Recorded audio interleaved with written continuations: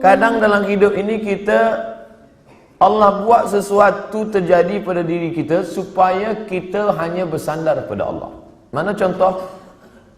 Musa alaihissalam. Musa hidup dia bukan main-main. Musa punya bapa ayah Fir'aun. Ayah kamu siapa? Tu orang kaya. Ayah kamu siapa? Tu orang ada kuasa. Musa, ayah kamu siapa? Fir'aun. Ayah Musa alaihissalam. Mak dia pula Asia. Sebab dia budak yang dihanyutkan dalam boks kayu di sungai Nil. Dan Asia lama merindukan seorang anak. Hidup dia selesa. Hidup dalam istana, tak pernah susah. Ayah Raja Fir'aun, bunda pula perempuan yang baik. Tapi Allah ingin supaya dia jangan bergantung kepada manusia. Macam mana cara Allah nak keluarkan Musa daripada istana Fir'aun? Maka Allah buat suatu cerita. Ada dua orang yang sedang berkelahi, bertikai, berkonflik antara bangsa Mesir dengan bangsa Israel, berkelahi. Maka pada masa itu datang Musa nak melerai dia. Janganlah kamu berkelahi, janganlah kamu bertinju. Maka masa itu orang ni degil tak nak berhenti. Musa pun terlanjur pukul, mati. Jadi Allah membuat itu. Fawakazahu Musa. Musa pun meninju dia dan orang ni mati. Musa pun takut, dia pun melarikan diri, bersandar sebatang pokok kayu. Masa Nabi Muhammad SAW Isra Mi'raj, Nabi tengok ada pokok kayu hijau kat bawah. Nabi tanya Jibril, ya, itu pokok kayu hijau apa? Disitulah dulu Musa bersandar, manakala dia tak ada tempat berpegang. Ayah hilang, mak tak ada, istana dah tinggal, manusia tak ada yang dikenal. Kadang dalam hidup ni begitu. Allah buat kita hilang pegangan supaya apa? Supaya kita hanya bergantung kepada tali Allah bihablillah. Makanya jangan suuzon pada Allah. Puan mungkin sekarang bergantung pada suami, tak lama selepas tu mati laki. Kenapa laki aku yang mati? Kenapa tak laki dia? Aku sembahyang, aku baca Quran, aku baca Yasin, aku ikut tazkirah. Husnuzan pada Allah. Inna husni zanni abdi bi. Aku menurut prasangka hamba-Ku padaku. Mungkin Allah ingin supaya kita hanya bergantung kepada Allah semata. La haula wala quwata illa billah. Makanya perempuan yang tabah, dia tak menangis. Mati laki dia tak ada nangis. Awak tak menangis? Tak, saya bergantung pada Allah. Kenapa tak menangis? Memang saya lama dah tunggu. Sebab laki itu tak elok, jahat, tak sembahyang. Oleh sebab itu maka kita husnuzan pada Allah. Anak ada, bini ada, unta ada, kebun ada, berpegang kepada makhluk. Allah uji, Allah matikan anak, dia tetap berpegang. Allah buat unta, lembu mati, kambing mati, tetap. Allah buat pula kebun-kebun yang hijau menguning, layu mati, kering, tetap juga. Tinggal seorang saja yang tempat dia bersama, rahmah. Maka disebut dalam doa orang menikah, Allahumma arham bainahuma kama rahimta baina ayyuba wa rahmah. Ya Allah, buatlah mereka berdua berkasih sayang sebagaimana berkasih sayangnya Ayyub dan Siti Rahmah. Rahmah setia. Harta tak ada, anak mati, kambing mati, tanaman kering, tetap cinta kepada Ayyub. Sampai masa ujian, di bawah ujian, jatuh serendah-rendahnya dari kaya raya, hilang semuanya, datang penyakit kulit, berulat daging, tetap juga. Namun meminta kepada Allah, tidak, malu dia. Ayub tak ada minta pada Allah, ya Allah, dulu aku elok, rezeki banyak, ini kenapa anak mati, tanaman mati, kering, onta mati, datang pula penyakit kulit, salah aku apa? Ada Ayub marah kepada Allah. Sampai akhirnya Rahmah tak tahan. Apa kata isteri Ayub? Berdoalah pada Allah Ayub. Mengadulah pada Allah. Apa kata Ayub? Rabbi anni massani ad-dur wa anta arhamur rahimin. Rabbi, ya Allah, anni, sesungguhnya aku, massani ad-dur, terkena penyakit. Wa anta arhamur rahimin, engkau maha sayang di antara yang penyayang. Tak ada dia mengadu. Dia tak ada minta. Dia hanya bercakap saja, ya Allah, aku kena penyakit. Tak ada dia minta, ya Allah, sihatkanlah aku dah tak tahan lagi dah. Dia hanya berkata, aku kena penyakit. Dan engkau maha sayang di antara yang sayang. Maka saat itu apa kata Allah? Urkud birijlika, tumit engkau pijakkan ke tanah, keluarlah air memancar, mughtasalum baridun, air yang sejuk, dia mandi sehat walafiat, dibalikkan Allah lagi semua yang hilang. Bersandar, berpegang kepada Allah.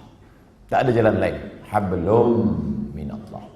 Faqsusil qasasa. Ceritakan kisah-kisah itu hai Muhammad sallallahu alaihi wasallam. Ceritakan kisah-kisah itu wahai Abdul Somad, supaya apa? La'allahum yatafakkarun. Supaya manusia ni berfikir, jangan dia sangka dia saja yang diuji Allah.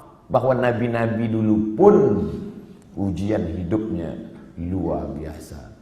Mereka luar biasa. Kalau Ustaz Abdul Somad biasa di luar. Di Sumatera, di Kalimantan, di Sulawesi, di Papua, saya bagi tazkirah di luar. Orang dalam masjid, saya di luar. Di Padang, di Malaysia, alhamdulillah di dalam. Berpegang kepada Allah Subhanahu wa taala. Datang risau susah hati. Kemana risau hati nak dialamatkan? Ambil air sembahyang, menghadap kepada Allah, angkat dua tangan, Allahu Akbar. Kadang ada orang ini, dia nampak kita tenang, macam tak ada masalah dalam hidup, tapi dia tak sembahyang, dia tak baca Quran, dia tak berzikir. Kenapa dia tenang? Rupa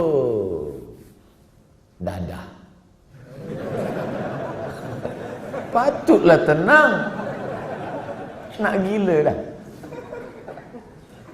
Tidak ada jalan lain. Sebenarnya orang yang minum khamar tu yang nak dia cari apa? Ketenangan.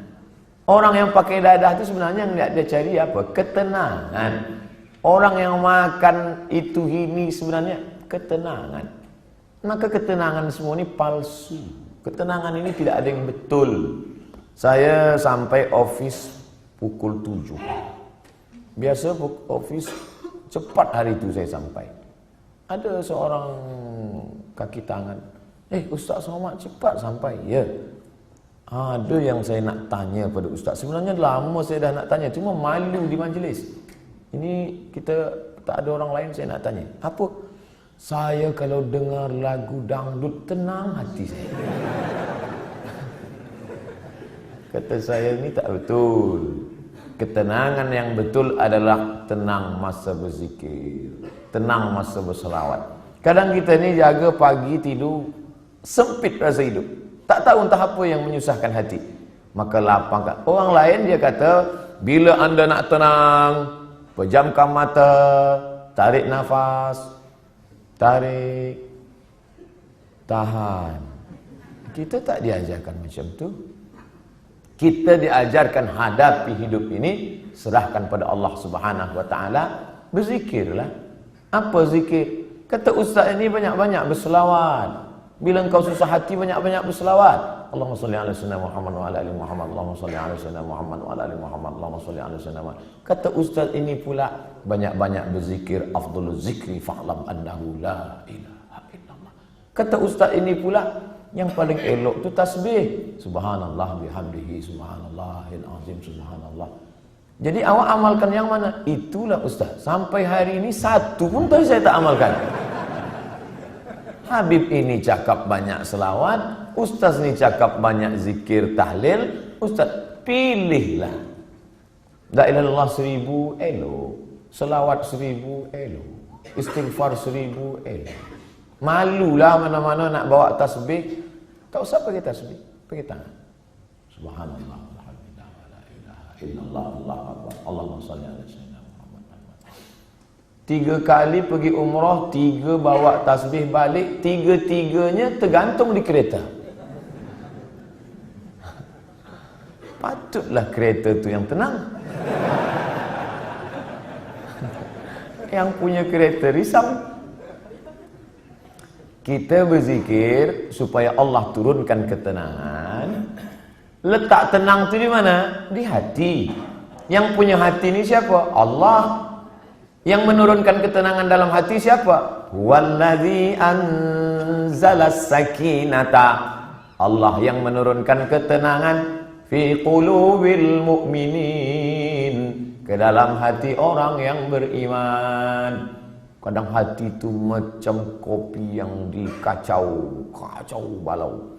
Tapi kemudian manakala kita berzikir, terasa dia tenang. Pagi nak pergi ke office, Allahumma shalli ala sayyidina Muhammad wa ala Muhammad. Allahumma shalli ala sayyidina Muhammad wa ala Muhammad. Allahumma shalli. Baca dapat dari rumah, makin jam makin banyak. Kalau kita marah, mengamuk, apakah jam itu berjalan? Tidak. Mengamuk macam apa ni? Tidak. Bukan dia bergerak. Kalaulah kita mengamuk dia bergerak, tentu kita mengamuk, kejap mengamuk, kejap mengamuk. Dia tidak akan merubah apapun. Maka banyak-banyak berzikir, banyak-banyak berselawat. Apalagi kita duduk di kota besar, internasional. Nak berangkat pagi, jam, balik jam, di tempat kerja pula banyak masalah. Bila lagi kita nak dapat ketenangan? Maka tak ada jalan lain kecuali hablum minallah. Berzikir. Saya malu nak bawa tasbih, ustaz. Okey, ada yang sekarang dipasang macam ring, cincin. Okey. Subhanallah, subhanallah, subhanallah. Tenang, terasa tenang. Subhanallah, subhanallah. Dapat 100. Subhanallah, subhanallah. Dapat 200. Dapat 1000, ambil gambar.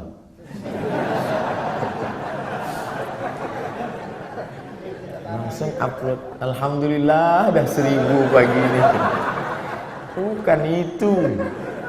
Kita ni beramal bukan nak tunjuk pada orang. Kita beramal untuk kita dengan Allah. Itulah yang disebut dengan hablum minallah. Merasa sunyi di tengah keramaian. Ini ramai, banyak orang. Tapi kita merasa sunyi sebab kita berdua sahaja dengan Allah. Manakala kita sendiri, sunyi. Dalam kereta sunyi, tak ada orang. Tapi kita pun merasa ramai. Saya ustaz, walaupun saya balik dari office sendiri, seorang saja, tapi saya merasa ramai. Dengan siapa? Ada Michael Jackson, ada Bryan Adams. Bukan dengan dia, tapi kita bersama dengan Allah. Hablum minallah. Kira-kira orang-orang soleh itu apakah tak ada takut dalam hatinya?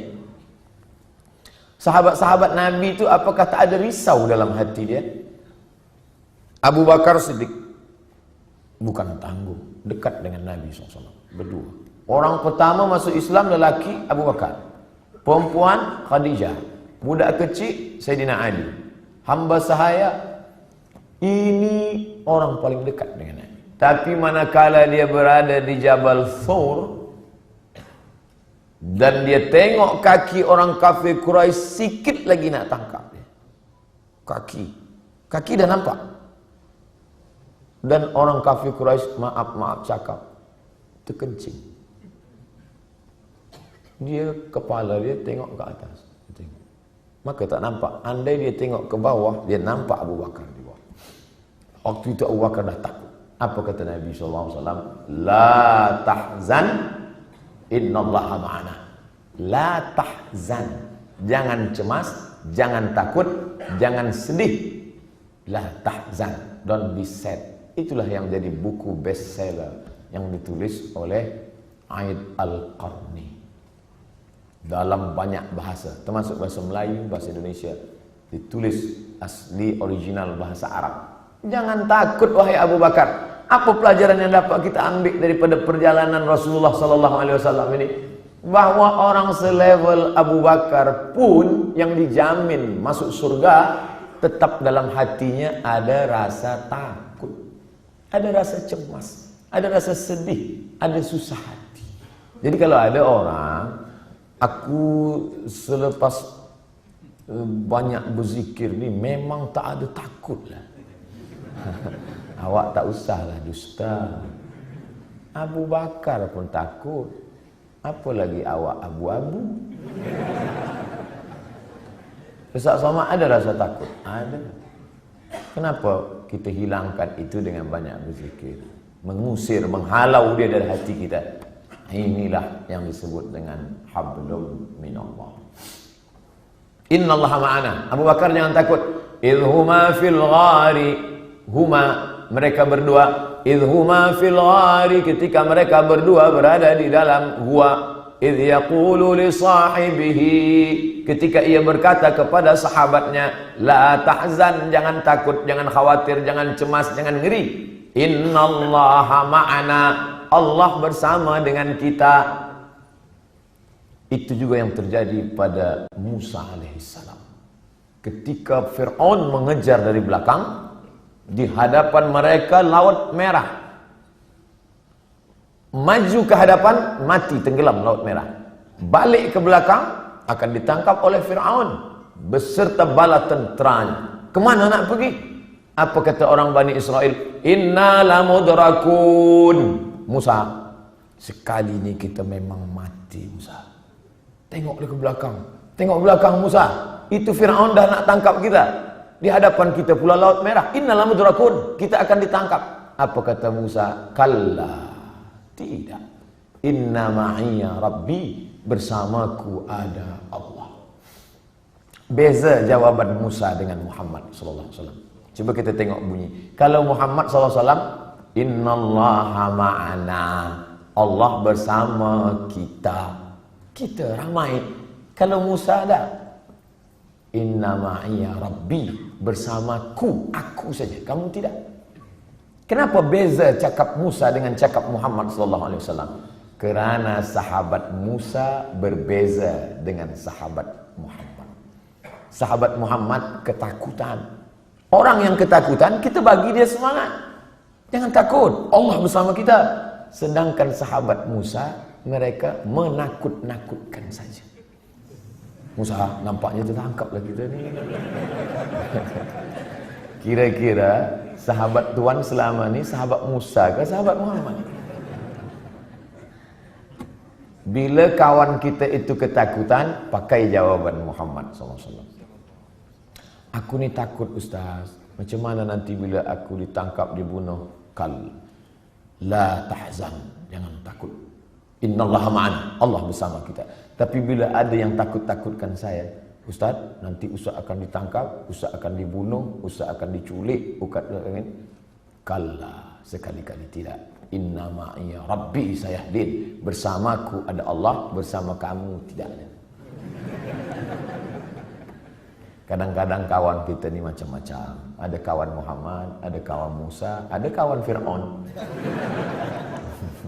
Makanya kita tengoklah nanti di hadapan. Bila dia, kita tahu dari bunyi cakap dia. Kalau dia takut, engkau lah yang dikatakan Ustaz semalam. Nampak-nampaknya engkau ni kawan Fir'aun.